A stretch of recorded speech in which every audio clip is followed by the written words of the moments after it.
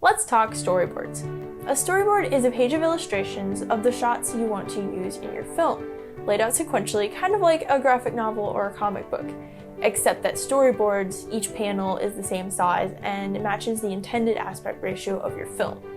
Why should you use storyboards? While storyboards are more commonly seen being used in narrative projects like short films or feature films, they're also frequently used in commercial or documentary work.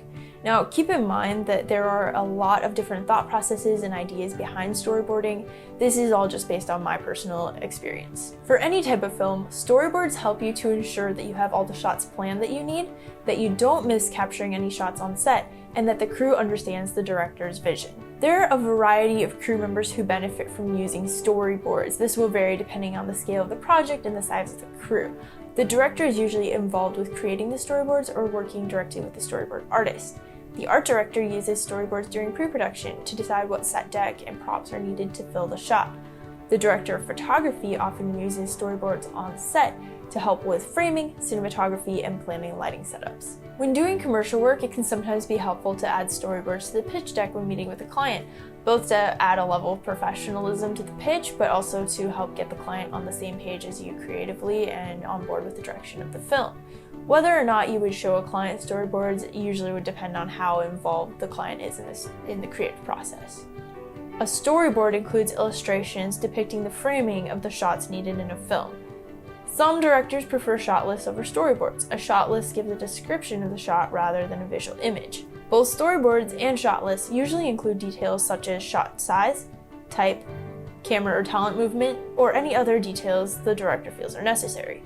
Animatics are another helpful tool in pre-production. Essentially, these are storyboards set to the music that will be used in the film or a temp track to help you get an idea of the pacing for the film and give you a way to preview the film before it's even shot. Everyone's saying the young rookie Anders is a huge underdog in this fight. Fremont comes out swinging and puts Anders on the defensive. Anders quickly taking a pounding. Text animatics are also helpful if storyboards are not available, and just include a text description of the shot set to the pacing of the music. When it comes to making a storyboard, there are a lot of different philosophies about how detailed the storyboard should be. If you look at a lot of mainstream big budget movies, they have fully colored illustrations for every single shot of the movie. More typically and more practically, you can make the storyboard as simple as you need, even if that means drawing stick figures. You just need to do whatever suits your needs and the needs of the project. Keep in mind that if your crew doesn't understand that little squiggle in the corner of the frame represents a person, you may need to hire a new storyboard artist. Another thing to remember is that storyboards don't have to match exactly with the finished frame. As with most parts of the creative process, storyboards should not be looked at as a constraint to your creativity, but rather as a tool to help you produce a better product. Some storyboard artists use different colored ink, such as blue for designating camera movement or red for designating talent movement or action. Christo from the future suggests not using anything to designate the movement within the frame, leaving that open to creative license during filming. What matters is that you are able to represent your vision to your crew. There are so many different ways to draw and structure storyboards. You can grab a pencil and draw rectangles in a notebook, or you can grab your favorite set of pens and markers and go way more detailed and print off some of the great free templates available online, such as these, my personal favorites from Studio Binder.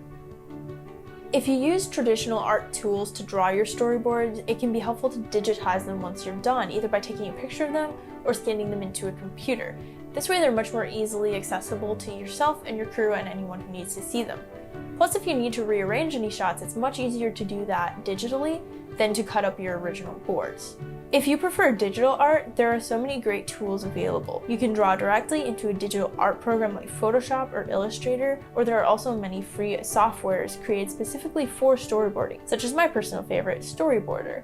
So, storyboards are an important part of the filmmaking process. They're a helpful way to make sure that you don't miss any shots during pre-production or once you're on set. They're very simple and easy to make, no matter your level of artistic skill. And whether you draw your own storyboards, hire a storyboard artist, or just write up a shot list, the most important thing is to make sure that you're able to clearly communicate your vision to your crew.